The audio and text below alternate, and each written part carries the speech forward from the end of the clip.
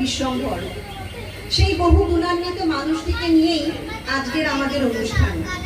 4 দিন আগেই ছিল বাঙালির আবেগের দিন 25শে বৈশাখ, কবিগুরুর জন্মদিন। বৈশাখের নিদারুণ তপ্তদহনে রাজ্যবাসী যখন দিশেহারা, ঠিক তখনই কবিগুরুর জন্মদিনের ঠিক 2 দিন আগেই বৃষ্টির আগমনে এই ধরণীতল পুরো শীতল। বোঝা গেল তিনি আসছেন। তার শুভ দিনের মঙ্গল বার্তায় প্রকৃতি নিজের অর্ধের ডালি সাজিয়ে নিজেকে নিবেদন করেছে। তাই আমরাও পিছিয়ে থাকতে পারি না। কমলা সঙ্গীতায়ন প্রতিষ্ঠানের পক্ষ থেকে আজ 12ই মে অনুষ্ঠিত হতে চলেছে কবিগুরুর জন্মদিন।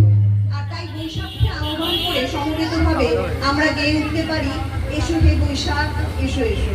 অংশগ্রহণে সুমনা, সুব্রত, অনিকেত, অয়ন্তিকা, দেবী, মৌসুমী, পল্লবী, মধুমিতা, রিজু।